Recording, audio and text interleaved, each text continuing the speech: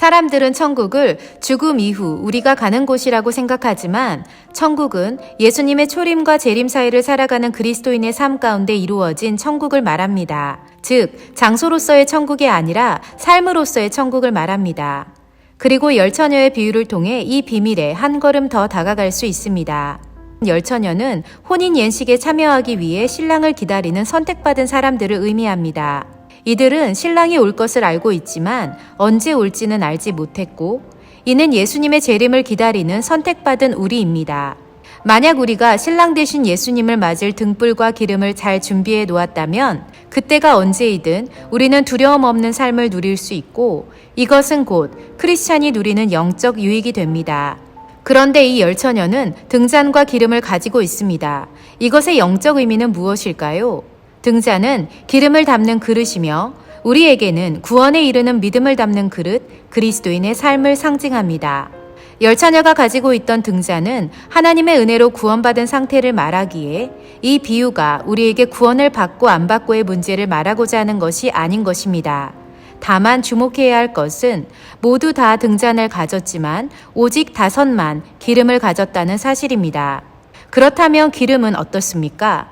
기름은 성령을 대표하는 것으로, 성령은 우리가 열매 맺는 삶을 살게 해주고 우리로 하여금 하나님과 개인적 관계를 유지하며 생명력 있는 영적 삶을 살아가도록 도와줍니다.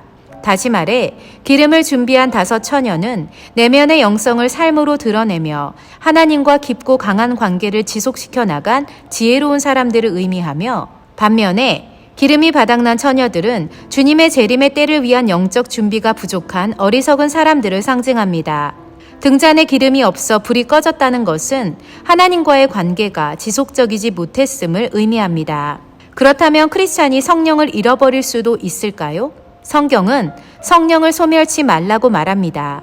이는 우리가 성령의 일을 방해하거나 억압할 수도 있음을 의미합니다. 그런데 또 여기서 생기는 질문 하나는 왜 기름을 준비했던 5 처녀가 기름이 다 떨어져 버린 5 사람에게 나눠주지 않았냐는 데 있습니다.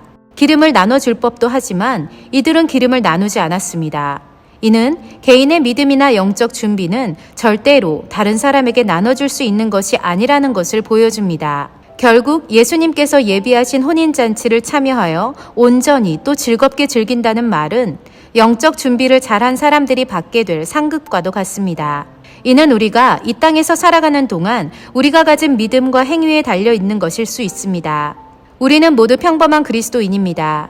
하지만 그 평범을 넘어 특별한 그리스도인으로 살아간다는 것은 어떤 대단한 능력을 가져야만 가능한 것이 아니라 미래의 영적 가치를 위해 자신에게 허락된 매 순간을 사용하는 지혜로운 사람이 된다는 것을 말합니다. 천국에서의 특별한 순간을 위해 우리의 평범한 시간을 활용하면 어떨까요? 그런즉 너희가 어떻게 행할 것을 자세히 주의하여 지혜 없는 자같이 말고 오직 지혜 있는 자같이 하여 세월을 아끼라. 때가 악하니라 라고 성경이 말하는 것처럼 말입니다.